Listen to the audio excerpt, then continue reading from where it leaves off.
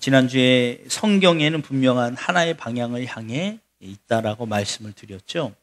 그 이유가 있다면 우리가 가야 될 길을 제시해야 되기 때문에 이 성경이, 또 이 성경의 저자이신 하나님이 인간을 사랑하셔서 하나의 길을 제시하시고 그 길로 가기를 원하고 계신다는.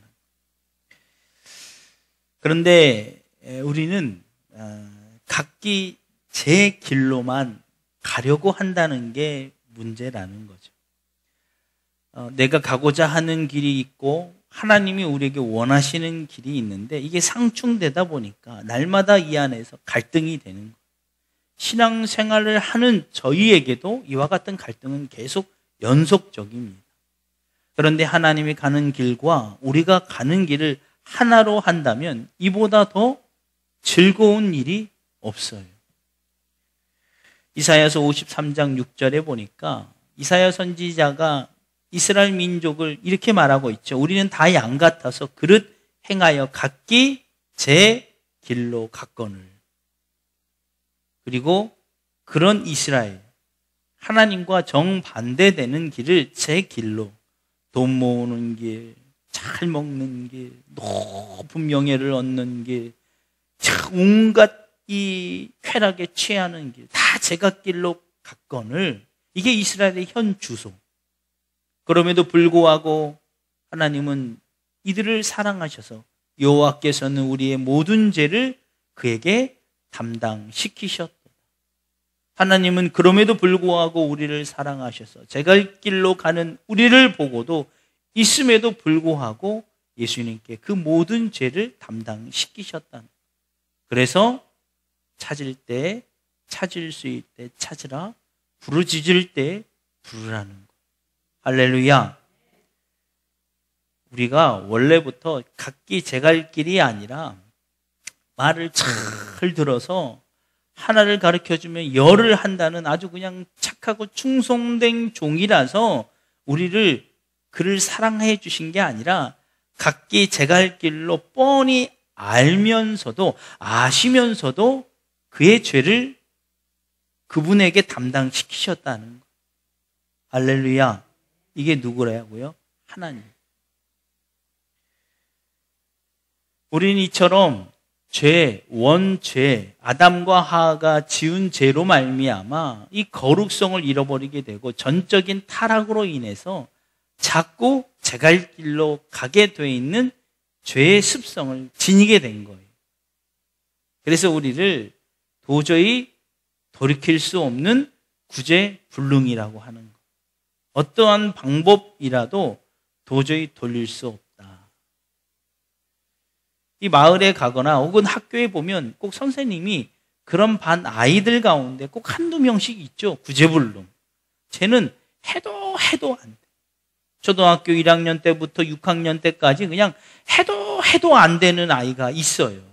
그래서 선생님들이 초등학교 1학년 때 담임 선생님이 2학년 때 그 아이를 넘겨주면서 꼭 생활기록부에 뭘 남겨요? 구제불능이라는 단어를 구체적으로 남기진 않지만 그런 비슷한 말로 자꾸 인수인계해요. 그래서 그 아이는 뭐가 돼요? 구제불능이 돼요.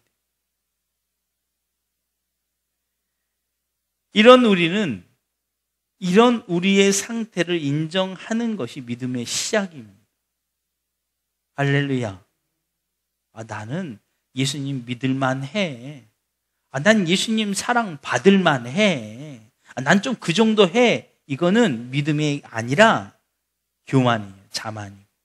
우리의 믿음의 시작은 여기서부터 나는 구제불능이다. 여기서부터 시작하는 거예요. 우리의 이와 같은 상태를 너무나도 잘 알고 계셨기 때문에 하나님이 완벽한 방법이 되시는 예수님을 이 땅에 보내신 거예요. 그렇기 때문에 태초에 함께 천지를 창조하신 그분, 지금도 온 우주를 함께 섭리하고 계시는 그분, 절대적 능력과 모든 걸 다 알고 계신 그 예수 그리스도이시며 삼위일체가 되시는 그분을 참 인간으로 이 땅에 보내셨다는 것. 비록 완벽한 예수님일지라도 우리가 완벽한 구제불능이기 때문에 스스로 구원받을 수 없는 완전한 상태이기 때문에 그것을 구원하려면 그 방법까지 완벽해 하셔야 했기 때문에 예수님을 이 땅에 보내셨다는. 여러분, 예수님은 하나님의 아들이자 하나님이십니다. 믿으십니까? 이 성경에 그렇게 기록이 되어 있죠. 그래서 이것을 삼위일체라 하는 거예요. 이 말은 어떻게 설명해도 우리가 가지고 있는 지식이나 지혜로는 이해할 수가 없어요. 그래서 삼위일체는 그냥 믿어야 해요. 아멘. 자녀들이 가끔 물어보죠. 엄마, 나 어떻게 태어났지? 말로 설명해도 몰라요. 어떻게 설명합니까? 우리도 잘 모르는데 그냥 믿는 거죠. 의심이 생기는 순간부터 우리 엄마가, 우리 아빠가 늘 하던 말씀처럼 다리 밑에서 주워왔다고 하더니 정말 그랬나 보다. 우리는 믿어야 합니다. 우리 실제로 일상 가운데 살면서 믿지 못할 그 놀라운 일들을 다 믿고 살고 있어요. 아무리 믿음이 없어, 나는 믿지 않아 하면서도 믿기 때문에 우리가 온전히 살 수 있는 거예요. 여러분, 오늘 교회 오시는 차에 안에서 얼마나 많은 믿음이 필요한 줄 아세요? 저를 어떻게 믿으세요? 운전하는 저를. 그렇죠? 또 차를 어떻게 믿어요? 또 우리 차는 그렇다 쳐. 상대방에서 오고 있는 차는 또 어떻게 믿습니까? 그냥 핸들 꺾으면 어떻게 돼요? 정면 충돌해서 다 죽어요. 요즘 차에도 급발진이다 뭐 이런 사고 많잖아요. 지 혼자 막 차가 막 150 속도로 가서 그냥 벽에 들어받아요. 근데 우리가 믿지 못했다면 차에 타지도 않으셨을 거고 걸어오셨겠죠. 믿지 못했다면 걸어오는 건 얼마나 불안합니까? 그런데 믿음이 있기에 차 안에서 걱정 의심 없이 그냥 오신 거예요. 우린 실제로 많이 믿고 있다는 거예요. 이해해서 믿는 게 아니라 그냥 믿는 거예요. 삼위일체도 믿은 겁니다. 그 예수님이 이 땅에 오셔서 우리를 구원하신 것임을 믿으시기를 주 이름으로 축원합니다. 그래서 우리의 자리가 죄인의 자리에서 의인의 자리로 옮겨 받을 수 있는 거예요. 제가 지난번에 그런 말씀을 드렸죠. 구약은 죄인의 자리예요. 예수 그리스도가 이 땅에 오시지 않으셨기 때문에 죄인의 자리. 그래서 철저히 율법을 지키게 한 거예요. 그런데 우리는 예수 그리스도가 이 땅에 오셔서 전 인류에게 단 한 번의 죽으심으로 모든 자에게 구원이 선포됐어요. 그렇다고 우리가 완벽하게 구원함을 받은 건 아니지만 어쨌든 의인의 자리로 옮김을 받은 거예요. 죄를 지었기 때문에 죄인이 아닙니다. 여러분, 가끔 복음을 전하거나 예수 그리스도를 믿으라고 할 때 왜 믿어야 되냐? 야, 우리는 구원받아요. 왜 내가 구원받아요? 우리 죄인이니까. 나 죄 진 적 없는데. 그럼 말이 막히잖아요. 그럼 막 그냥 어떻게든지 죄인을 만들어야 되기 때문에 당신이 이런 죄 짓지 않았냐? 거짓말 하지 않았냐? 생각으로 짓지 않았냐? 이렇게 말하잖아요. 그런데 그게 아니에요. 죄를 지었기 때문에 죄인이 아니라 죄인이기 때문에 그냥 죄인이 되는 거예요. 죄인인 순간, 그걸 벗어나지 못하는 순간 그가 하는 모든 것은 죄가 되는 거예요. 죄인이 하는 행동이 되는 거예요. 이해하십니까? 그런데 예수 그리스도가 이 땅에 오셔서 단 한 번의 죽으심으로 우리의 자리를 옮겨주신 거예요. 그런데 여기서 착각하시면 안 돼요. 자인의 자리에서 옮겨주신 건 분명해요. 그렇다고 해서 우리가 의로운 사람인이 된 게 아니라 뭐라고 그랬죠? 의롭다 할 의와 인정할 인이에요. 도장인. 단순히 우리가 의인으로 완전히 변화됐다는 게 아니라는 말씀을 드리는 거예요. 그래서 이걸 오해해서 이 구원파에서 그러는 거예요. 너 구원 언제 받았냐? 구원 받았으면 의인인데 그러면 증거가 있어야 되는 거 아니냐? 그래서 성경에 나온 사도 바울은 뭐라고요? 구원 못 받은 사람이에요. 왜요? 사도 바울이 늘 그런 고백을 하죠. 내 속에서 늘 선을 행하지 않고 악을 행하는데도. 그래 사도 바울은 구원 못 받은 거라는. 의인이 사람인이 아니라 인정할 인. 하나님의 의롭다 인정함을 받은 거예요. 그래서 우리는 이제부터 어떻게 해야 된다고요? 인정을 해주신 그분 앞에 늘 언제나 온전한 상태의 드림이 있어야 돼요. 이게 바로 의인의 우리의 과정이 되는 겁니다. 그래서 우리는 예수님으로부터 의롭다 인정함을 받는 것. 그래서 믿음은 모든 것을 가능하게 만드는 것입니다. 믿음의 최상위는 내가 완벽한 거룩한 사람이야가 아니라 뭐라고 그랬죠? 나는 구제불능이야. 이게 최상이에요. 그래서 사도 바울이 늘은 그런 고백을 하잖아요. 나는 죽고 내 안에서 예수 그리스도가 살아야 한다. 그게 뭐예요? 구제불능이 최고의 믿음의 상태라니까요.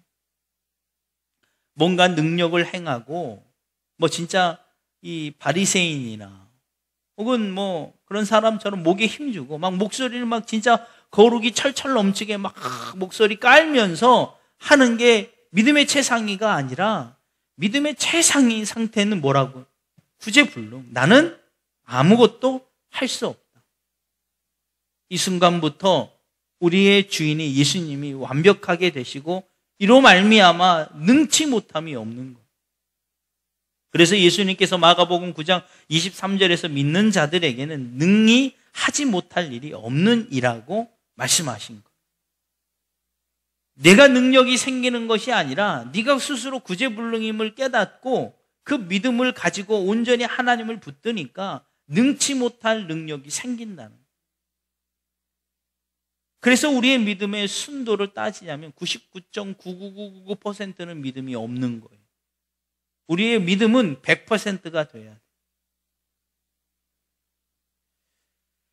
아까도 그런 차에서 오면서 그런 말씀을 드렸지만 절실하고 절박함, 정말 아무것도 없다라는 상태가 오히려 완벽한 믿음을 만드는 거예요. 의지할 게 이만큼이라도 있으면 99.99가 되는 거예요. 그 사람은 믿음이 없는 거예요. 믿음이 있는 건 뭐라고요? 완전히 난 아무것도 없어. 난 아무것도 없어. 그러니까 하나님을 절실히 붙잡게 돼요. 약복권과 나루터에서 야곱이 하나님과 씨름할 때 어떻게 이깁니까? 이길 수 없죠. 근데 하나님이 야곱에 뭘 본 거예요? 그 절실함을, 믿음을 본 거예요, 한마디로. 야곱이 무슨 믿음이 있습니까? 성경 공부를 한 것도 아닌데 우리가 잘 아는 것처럼 사람이나 속이는 그런 인성 자체가 잘못된 사람이에요.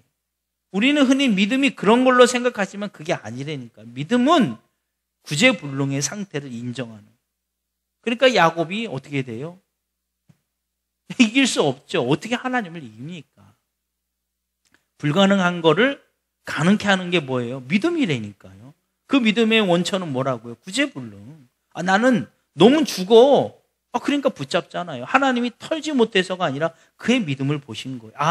얘가 나를 100% 붙잡는구나. 그때부터 역사가 되고 능력이 됩니다. 이렇게 하나님이 우리에게 믿음을 강조하고 계신 이유는 우리의 일생이 구원으로 가는 여정이기 때문에 죄를 짓지 않는 그 상태에는 구원이 필요가 없죠. 에덴 동산을 처음 창설하시고 아담과 하와를 그 속에 있을 때 죄 이전의 상태는 구원이 필요가 없어요. 왜요? 구원 자체니까. 근데 죄를 짓는 순간부터 우리의 여정, 일생은 구원으로 가는 여정으로 되어 있습니다. 그래서 우리 일생 가운데 가장 중요한 것은 구원의 완성입니다. 아멘. 잊지 마세요. 내 일생에 가장 중요한 건 물질이나 건강이나 혹은 생명의 연장이나 좋은 사람을 만나는 게 아니라 구원 받는 것임을 믿으시기를 주 이름으로 축원합니다. 그걸 너무나도 잘 알고 계시는 하나님이 단 한 번뿐인 일생에 어떠한 실수도 용납할 수 없는 우리의 현재의 상태를 아시기 때문에 철저히 구원을 준비하신 거예요. 이해가 가십니까? 수술하는 집도의가 그냥 무좀 치료하는 거, 오늘 무좀 치료하러 받으러 온 사람이 오늘 무좀 치료 못 받으면 어때요? 다음에 또 하면 되죠. 그렇죠? 그런데 생명의 위험 앞에 있어요. 수술을 집도하다가 실수하면 어떻게 돼요? 다음번엔 기회가 없는 사람. 심장병이 있어 심장이 이식하고 단 한 번의 기회뿐인 사람은 어떻게 합니까? 철저히 준비해요. 의사만 준비하는 게 아니라 환자도 준비시킵니다. 그때부터는 이 의사가 처방대로 안 하면 막 화를 내요. 제가 이렇게 하라고 했잖아요. 음식 먹지 말라고 했잖아요. 이거 준비하라고 했잖아요. 막 화내요. 왜요?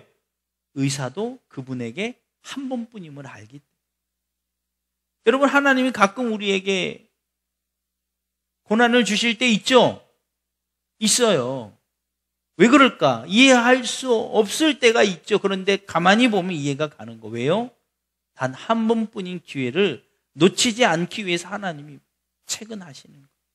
그래서 예수님도 온전한 팔을 다 갖고 가는 양팔을 잇는 것보다 한 팔 없이 구원받는 게 낫다라고 말씀하시는 거예요. 요한복음 14장 6절에 그래서 예수께서 이르시되 내가 곧 길이요 진리요 생명이니 나로 말미암지 않고는 아버지께로 올 자가 없느니라. 없다는 거예요. 방법이 나 외에는 없다는 거예요. 할렐루야. 이 말의 뜻을 다른 말로 그런 말씀을 드렸죠. 그만큼 없다는 것은 예수님께서 확신이 있으시다는 거죠. 다른 말로 하면 완벽한 방법이라는 거예요. 할렐루야. 완벽한 방법을 있다는 겁니다. 그래서 이런 관점으로 성경을 보면 이해가 가죠. 오늘 본문을 이런 믿음으로 보시라는 거예요. 서두에 제가 서론을 이렇게 길게 둔 이유는 우리의 현재의 상태를 알고 성경을 보면 성경 안에서 분명히 보이게 된다는 거예요. 오늘 성경 본문에 보면 도유의 사건입니다. 향유를 붓는 두 번의 반복 가운데 이야기 가운데 첫 번째죠. 오늘 본문에 보니까 바리새인 집, 시몬이라는 바리새인 집에 예수님이 거하신 것 같아요. 그렇죠? 바리새인은 당대 거룩한 자, 자칭 거룩한 자라고 아주 굉장히 자존감이 높은 상태. 그래서 죄인이 있다라고 하는 건 좀 흠 있는 곳에 가지도 않아요. 흠 있는 고기는 먹지도 않아요. 굉장히 스스로 구별된 삶을 살아가는 사람이 바리새인. 근데 그 집에 누가 왔다고요? 예수님과 그 다음에 죄 지은 한 여인, 죄 많은 여인이 왔다라고 기록이 돼 있습니다. 이때부터 사건이 전개가 되죠. 성경은 누가 기록했다고 했죠? 하나님이죠. 그러니까 물론 이 사건이 벌어지게 하는 데 있어서는 여러 가지 상황이 있지만 이런 성경이 이루어지는데 그 모든 과정 가운데는 하나님이 분명히 섭리하고 계신다는 것을 믿으시기를 주 이름으로 축원합니다. 그러니까 엄연히 보면 바리새인 집에 거하게 된 예수님, 그리고 그 집에 죄 많은 여인이 오게 되는 이 상황이 이 자유의지를 가진 인간이 스스로 선택해서 오긴 했지만 그 모든 섭리 가운데는 하나님이 계신다는, 할렐루야. 여기 안에 똑같아요. 여기 계신 어느 분이든지 자유의지를 가지고 선택해서 오신 겁니다. 그런데 하나님이 막으셨으면 오지 못하게 되죠. 병에 걸려 있거나 사고가 나거나 오지 못할 상황이 벌어지면요, 오지 못합니다. 그런데 그 모든 과정 가운데 하나님이 열어주신 거예요. 이게 바로 선행의 은총이라고 하는 거예요. 우리 생명을 오늘 예배가 드리기 전에 이미 거두어 가셨다면 아무리 자유의지를 오려고 해도 못 오게 되는 거죠. 그래서 선행을 베풀어 주신 거예요. 먼저 열어주신 거예요. 그리고 오느냐 안 오느냐는 우리의 자유의지를 존중하신 하나님께서 가만두신 겁니다. 똑같아요. 오늘 본문의 배경도 똑같습니다. 예수님이 그 집에 거하고 그 바리새인 집에 죄 많은 여자 하나가 오게 된 것도 그의 자유의지만 하나님이 열어주신 거죠. 그렇지요? 이때부터 사건이 발생하게 됩니다. 그런데 이 여인이 보니까 동네에 죄를 지은 한 여인이라고 37절에 나와 있죠. 과거형입니까? 현재 진행형입니까? 현재 진행형이에요. 성경에서 이렇게 시점을 밝히고 있는 것은 이 여인의 신분을 간접적으로 말해주기 위함이에요. 죄를 지은 여인. 죄를 지은 여인이라고 하면 어느 누구든지 그 여자가 죄인인 걸 알고 분명히 지금도 죄를 짓고 있을 거야 라는 예언이 섞인 말이 아니라 그의 신분을 드러내고 있죠. 그럼 이 여인은 뭐예요? 아마 누구나 인정하는 죄 짓는 직업을 가졌을 거라는 것을 유추해 볼 수 있죠. 창녀이거나. 그래서 마을 사람들이 그 여인을 볼 때, 아, 저 여자는 죄인이야. 죄를 지우고 살 수밖에 없는 사람이야 라고 말할 수 있는. 성경은 그걸 말하는 거예요. 그러니까 이 여인은 죄를 지을 수밖에 없는 여인이야 라고 보시면 돼요. 성경에서 이렇게 말하고 있는 이유가 있겠죠. 성경에 보니까 로마서에 의인은 없나니 하나도 없다라고 말하고 있어요. 우리도 죄 앞에 무능한 존재임을 같은 입장에서 보셔야 돼요. 어느 누구든지 성경에 보니까 죄의 의인은 없나니 하나도 없다라고 말하고 있잖아요. 어느 누구도 부인할 수 없는 거예요. 아, 목사님, 전 죄 없습니다. 오늘 죄 안 지었어요. 이렇게 말할 수 없다는 거예요. 그런데 이 여인이 예수님께 오자마자 어떻게 합니까? 특이한 행동을 하죠. 믿음이 있었을까요? 아까도 차에서 그런 말씀을 드렸는데 믿음이 없었을 것 같아요. 성경 공부를 한 것도 아니고 예수님의 제자들처럼 예수님과 좀 동고동락한 시간이 있었으면 그 믿음이라는 게 있었을 텐데 없었어요. 신앙이라는 게. 이 여인의 믿음은 뭐예요? 아까 믿음이 뭐라고 그랬죠? 최상위는 구제불능. 이 여인이 믿음의 상태를 그대로 보여준 겁니다. 나는 구제불능이야. 그리고 그가 하는 행동이 자연스러움을 보여주는 거예요. 믿음이 없이 믿음의 정확한 근거가 믿음을 정확하게 알지 못하는 사람들의 눈에는 이 여인의 행동이 너무나 부자연스럽죠. 어떻게 오자마자 한 여인이 한 남자의 발 아래에 엎드려 향유를 붓고 그 머리털로 그 머리를 닦고 그 발에 입 맞춘다라고 기록이 되어 있습니다. 그런데 이게 정상적이지 않아요. 이 정상적이지 않아요. 마치 술에 취한 여인처럼 하염없이 우는 거예요. 그 눈물로 그 발을 적실 만큼, 그리고 그 머리털로 그 발을 닦습니다. 여인에게 이 머리털은 순결과도 같은 거예요. 한마디로 여인이 남자의 자기 머리털로 그 발을 닦는다는 것은 자기의 순결을 드린다는, 그러니까 즉 여인이 결혼해서 남편에게만 할 수 있는 행위라는 거예요. 이게 정상적입니까? 이 여인은 죄인이에요. 죄를 짓는 여인, 그러니까 창녀니까 아마 저 여인은 원래 행실이 몹쓸 행실이니까 그렇게 볼 수 있죠. 그런데 믿음으로 보면 이게 자연스러워. 우리는 과연 지금 어디가 있습니까? 이러한 행동을 보고 부자연스럽다고 생각한다면 아까 서론에서 말씀드린 그 부분이 우리에게 믿음이 없는 거예요. 완벽한 100%의 믿음이 아니니까 1%의 자꾸 흠이 있으니까 나도 모르게 교만함이 싹이 트고 있는 거예요. 그래서 이해가 안 가는 겁니다. 구제불능의 믿음이 아니라 내 현재의 상태가 아무것도 할 수 없는 상태라는 완벽한 믿음이면 이 여인이 지금 이 상황이 충분히 이해가 가요.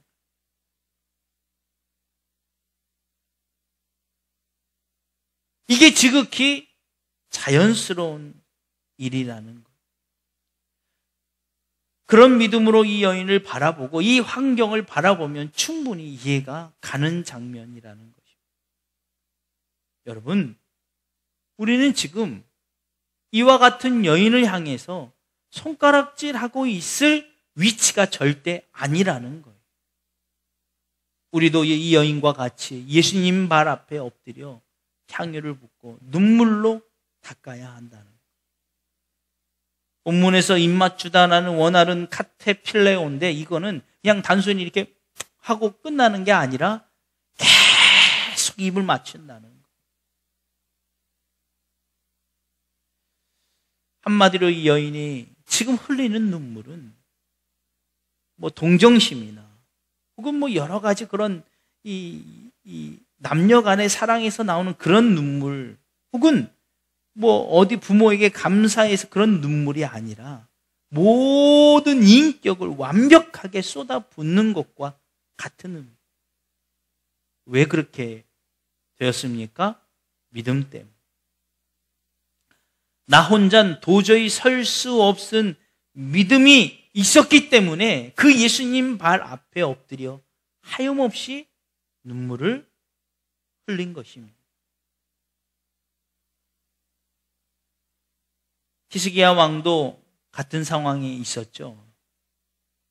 그가 죽을 병에 걸렸음을 선지자로부터 듣고 모든 신하를 물리치고 벽을 향해 섭니다.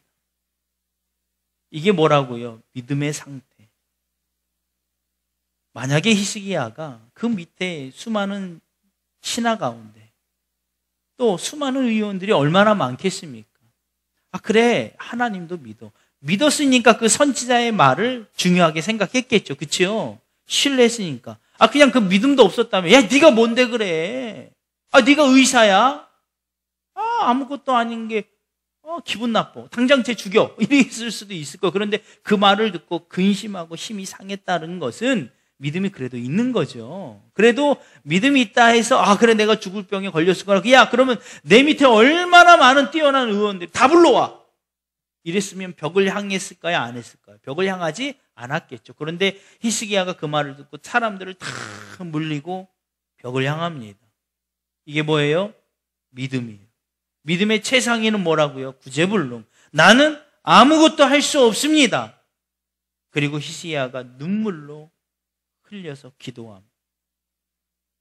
히스기야의 눈물과 이 여인의 눈물은 같은 맥락이라는 회개. 철저히 하나님 앞에 회개합니다.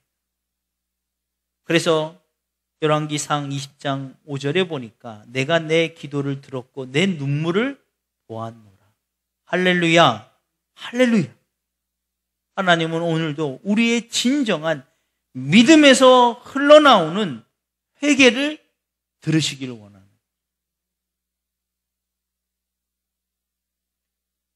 이렇게 예수님으로부터 구원을 받은 이 여인이 하는 행동이 뭡니까? 향유를 쏟아부었다는 것. 이 말씀만 드리고 이제 마치도록 하겠습니다. 여러분 이게 좀 민감한 말씀일 수 있어요. 향유를 쏟는다는 거. 어떤 의미인 줄 아십니까? 이렇게 이 안에 물을 그냥 물이 아니라 막 이 물이 진짜 엄청 값진 물이에요. 이 당시의 옥합의 향유는 그 여인에게 결혼할 때 최고의 예물 가운데 하나예요. 쉽게 모을 수 없는 거예요. 값비싸기도 하지만 쉬운 게 흔하지 않기 때문에 비싸겠죠. 어쨌든 정성을 다해 그걸 모읍니다. 그 옥합을 열어 향유를 부어버려요. 붓습니다. 쏟습니다. 쏟는다는 건 어떤 의미일까요? 이 향유 옥합의 향유가 내 손에 있을 때 이 고난이 누구 거예요? 내 거예요. 그렇죠? 내게 선택이 있는 거예요. 누구한테 줄지 혹은 누구한테 부을지. 그런데 쏟는 순간부터는 나한테 고난이 있습니까? 없습니까? 없어요. 없어요. 맞습니까? 없어요. 여러분 우리의 소망이 교회입니까? 그렇지 않아요. 혹은 훌륭한 목회자입니까? 그렇지 않아요. 혹은 교회에서 행하는 복지입니까? 그렇지 않아요. 우리의 소망은 오직 예수 그리스도.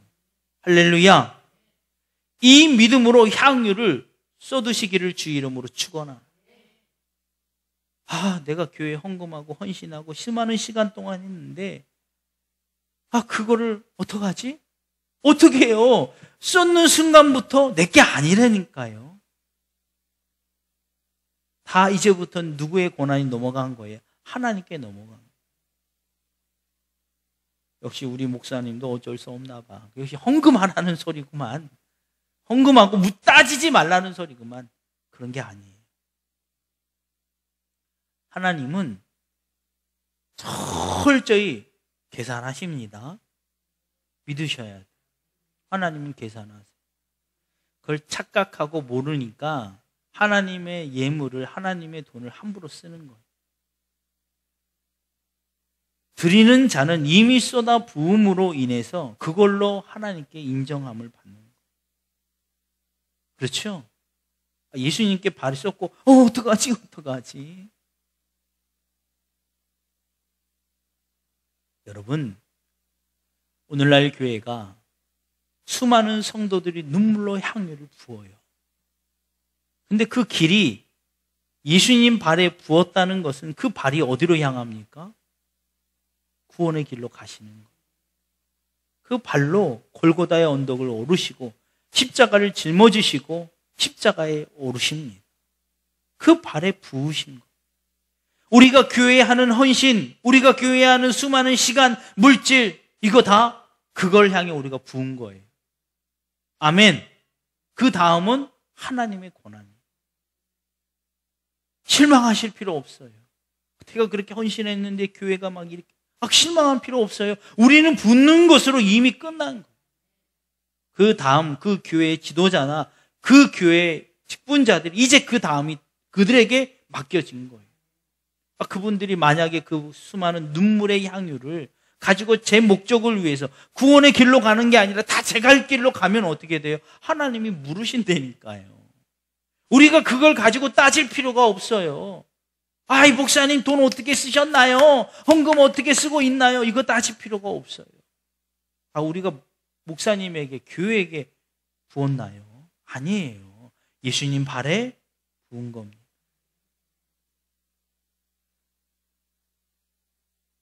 다소 믿음이 없이 들으면 오해의 소지가 있을 수 있죠.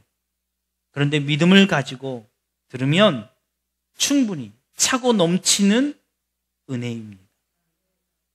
여인을 보세요. 그 여인의 믿음이 구제불능의 상태에서 전부를 쏟아붓습니다. 왜 그렇게 해요? 나를 구원하시는, 그걸로 충분합니다. 더 이상 뭘 요구합니까? 나를 구원하셨으면 그걸로 전부가 된다는 거예요. 그래서 다 쏟아 붓는 겁니다. 여러분, 아직 시대가 악하고 때가 혼란스러웠지만 아직 우리의 소망은, 아직이 아니라 충분히 우리의 소망은 오직 예수 그리스도이십니다. 믿으시기를 주 이름으로 축원합니다. 사람에게 혹은 목회자에게, 교회에게 실망한 분들이 있다면 그건 사람에게 혹은 교회에게 실망했을 뿐이지 하나님께 실망한 건 아닙니다. 우린 또 다시 향유, 옥합의 향유를 또 부어야 돼요. 그게 잘못된 곳으로 흘러간다고 할지라도 우리는 계속 붓는 겁니다. 왜요? 나를 구원하신 은혜 때문에. 오늘 여러분들이 이와 같은 믿음의 역사가 회복되기를 주 이름으로 간절히 축원합니다. 여기서부터 시작하는 것. 우리 시간 복음성가에 보면 갈보리 십자가에라는 복음성가가 있습니다.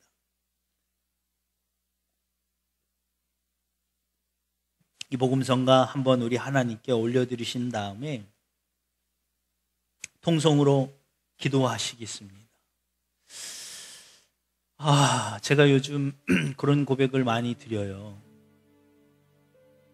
예전에는 부끄럽지만 앞에 몇 명이 있는가 굉장히 신경을 썼어요. 없으면 막 힘이 빠지고 그랬거든요. 근데 요즘 전혀 그렇지 않아요. 말씀 준비할 때도 사람 앞에 뭐 몇 명이 있으면 좀 더 준비하고, 예전에 좀 그게 좀 있긴 했어요. 근데 요즘은 그거 상관없이 준비합니다. 왜냐하면 말씀 자체에 부어주시는 은혜가 있기 때문에. 여러분, 가끔은 그런 염려도 돼요. 솔직한 강단에서 있기 때문에 고백을 드리지만, 저는 그런 거에 이제 상관이 없는데, 권사님들은 혹시 우리 교회는 왜 부흥하지 않을까? 시리도 되고 실망도 될까? 근데요, 물론 그런 마음이 있어야죠. 우리는 뭐 이것만으로 그냥 다른 사람 오면 싫어요. 이렇게 하면 안 되죠. 당연히 거룩한 그런 욕심은 있어야 되지만, 긍정적으로 본다면요, 얼마나 좋습니까? 그렇죠? 우리 이렇게 예배하잖아요. 여기는 방역수칙 절대 벗어날 수가 없어요. 이 넓은 곳에 이게 딱 5명. 얼마나 좋습니까? 하나님 그렇다고 이대로 계속하면 안 됩니다. 너무 좋잖아요. 우리가 늘 언제나 있지 않으셨습니다. 우리는 하나님을 만나는 것이 목적이 되어야 해요. 선택이 아니에요. 필수고 전부가 되어야 합니다. 그걸 본다면 그래, 교회 오기 전에 한 명이라도 더 앉혔으면 좋겠다, 이 마음이 있어야죠. 그런데 성전에 앉는 순간 이제 그건 사라져요. 왜요? 목적은 하나님이시니, 부흥해야 될 이유도 하나님이시고, 성전을 좋은 곳으로 이전해야 될 이유도 하나님이면 돼요. 여러분, 이 시간 우리 찬송가 복음성가 한번 부르신 다음에 오늘 말씀을 생각하시면서, 정말 내 인생의 전부가 예수님입니다. 내 믿음의 근거는 내 스스로 아무것도 아니고 구제불능이라는 것입니다. 내가 감히 누구를 비교하며 누구를 판단할 수 있겠습니까? 내가 이처럼 죄인이. 그런 나를 구원하신 은혜에 감사하며 내 모든 옥합에 향유를 쏟아붓습니다. 내 머리털로 예수님의 발을 적시며 닦으며 내 눈물로 예수님의 발을 적십니다. 내게 주신 은혜가 족합니다. 이 은혜, 이 믿음 달라고 이 시간 간절히 기도하시고요. 여러분, 또 한 가지 기도하실 때 한국교회를 위해서 기도해 주시기 바랍니다. 한국교회를 위해서 기도해 주세요. 살아나야 돼. 저희 교회도 이제 재개발이 여기가 돼서 어디로 가야 되지만, 저희 목사님, 지방 목사님들이 참 저를 사랑해 주세요. 아껴주시고. 이게 저보다 더 많이 더 걱정해요. 근데 전 진짜로 걱정이 없어요. 걱정이 없어요. 걱정이 안 돼서 걱정이 없는 게 아니라, 단 한 가지가 있다면 하면 된다는 거예요. 하면 돼요. 이 방법 아니면 저 방법 써보고, 저 방법 아니면 이 방법을 써보고, 힘들고 어렵지만 가보자는 거죠. 그러면 된다는 거예요. 그런데 중요한 건 뭐냐면, 하나님을 만나지 못하고 있는 교회가 문제라는 거죠. 그래서 한국교회를 위해서 기도해 주세요. 우리는 하나님 만나고 있으면 되죠. 여기가 아니면 어디서든지 우리 뭐가 문제입니까? 뭐 진짜 우리 성도들이 한 30명 된다면 좀 고민할 필요가 있어요. 어디에 쉽게 못 모이니까. 근데 요 인원 5명, 10명 안팎. 어디면 어떻습니까? 괜찮아요. 뭐 정 안 되면 어디 집이라도 얻어서 그 거실에서 예배하면 되죠. 이 기자재는요, 벌써 걱정하지 마세요. 저랑 동갑인 이 목사님이 주변에 계시는데, 교회 커요. 거기 다 맡겨주기로 했어요. 일단은 만약에 우리가 정확한 게 없다면 맡겨놓고, 우리가 이제 나중에 교회가 다시 어디 딱 하면 그때 옮기면 돼요. 걱정하지 마세요. 그래도 더 가봐야 알지만 이사 비용은 나온대요. 일단은 확정적인 건 이사 비용 나온대요. 부끄럽지만 이제까지는 교회를 옮기면서 이사 비용 받은 적이 없어요. 교회에서 부목사 하면서 이사 비용 제대로 받은 적이 한 번도 없어요. 근데 이사 비용 나온대요. 저는 이사하는 거 걱정은 없어요. 돈 주고 다 맡기면 되죠. 뭐 그 사람들이 돈 주는 대로 다 하면 되니까. 걱정하지 마세요. 그런데 우리가 걱정해야 될 건 하나님을 만나지 못하는 것. 여러분, 이 시간 한국교회를 위해서 그래서 기도해 주시기 바랍니다. 우리 이 시간 복음성가 한번 하나님께 올려드리고 통성으로 기도하도록 하겠습니다.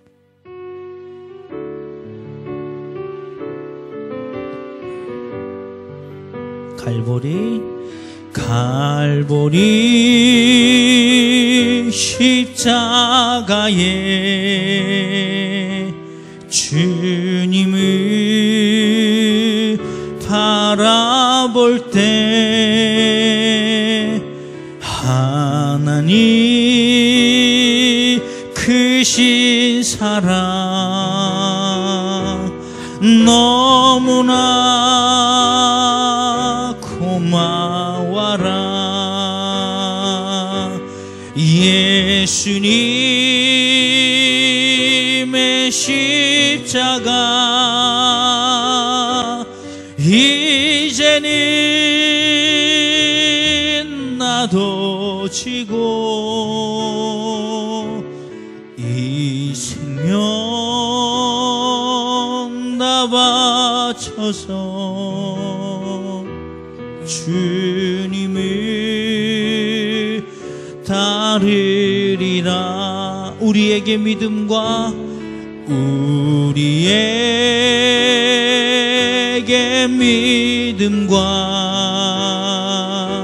소망을 주시며 사랑으로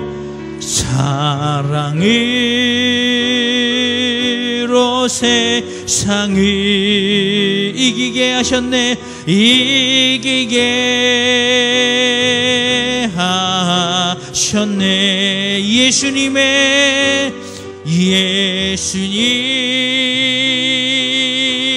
십자가 이제는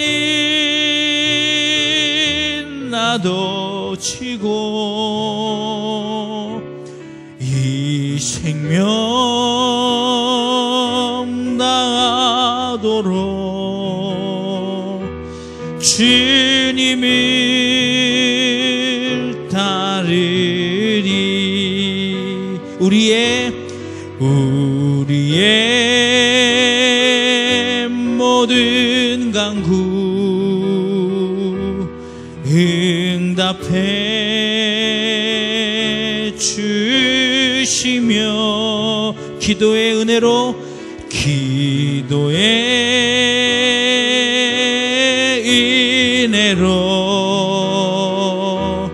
충만케 채우시네. 예수님의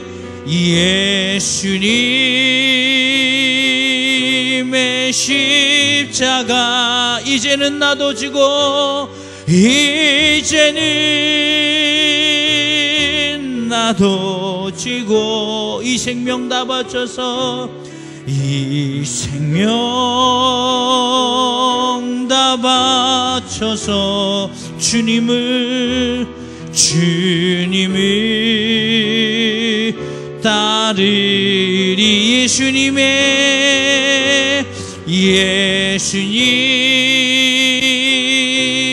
십자가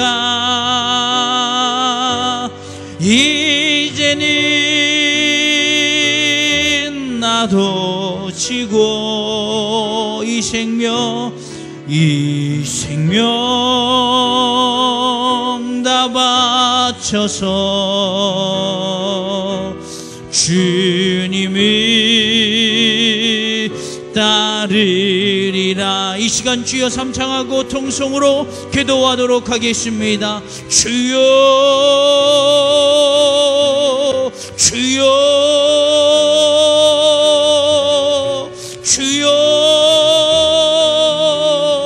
아버지 하나님, 이 시간 주님 앞에 간절히 기도하오니 하나님의 거룩한 영을 우리 가운데 부어주심으로 말미암아 우리의 믿음을 더하여 주옵소서. 우리가 죄 앞에서 이 땅에 구원받을 자로서 구제불능임을 깨닫게 하여 주옵소서. 우리 스스로 절대 구원받을 수 없기에 죄 앞에 우리가 구제불능이기에 주님이 필요합니다.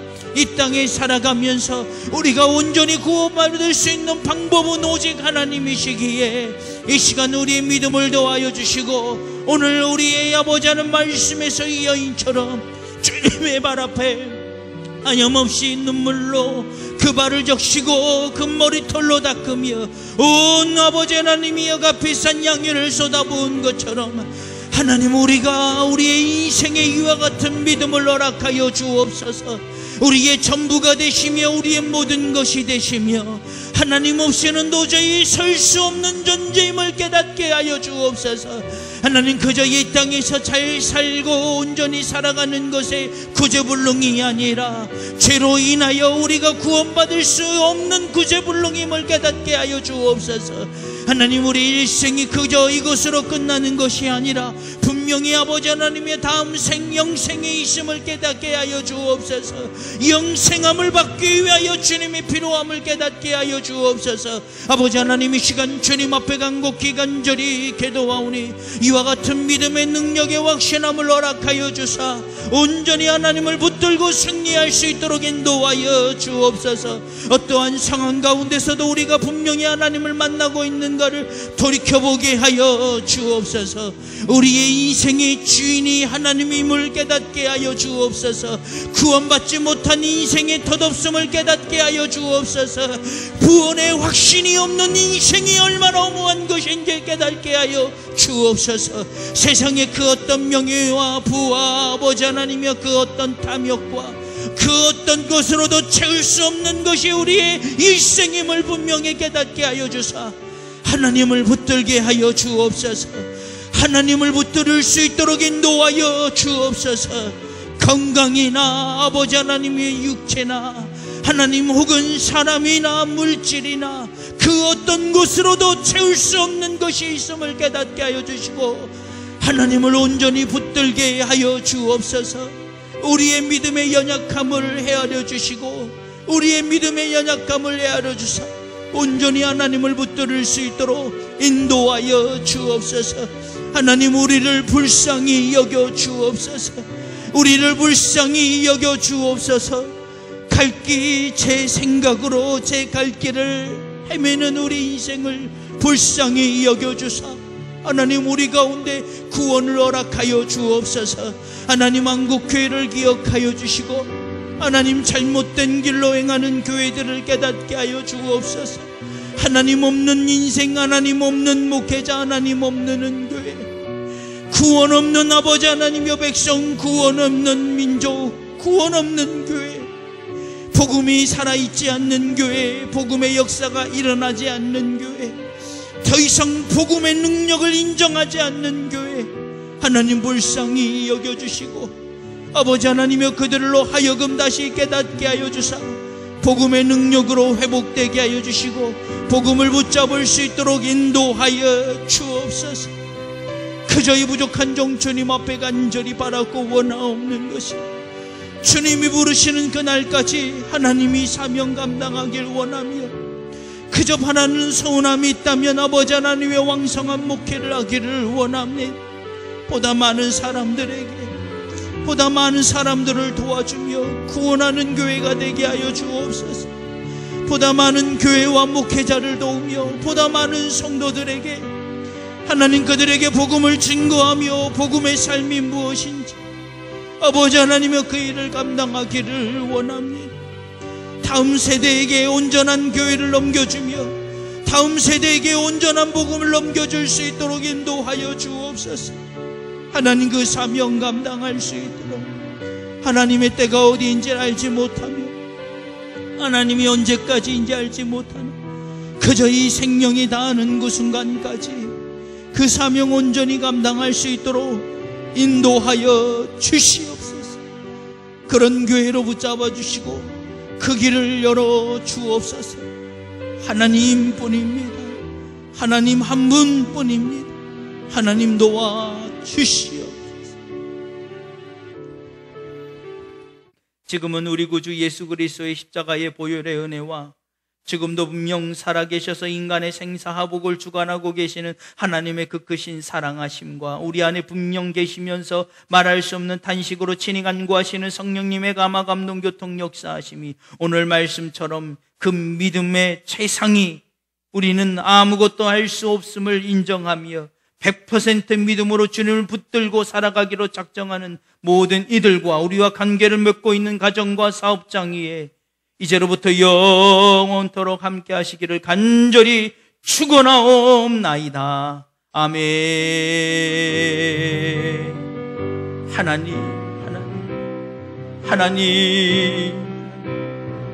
하나님 역사하여 주시오. 아버지 역사하여 주옵소서. 아버지 역사하여 주시오. 아버지 역사하여 주시오. 모든 영광을 하나님 감사합니다.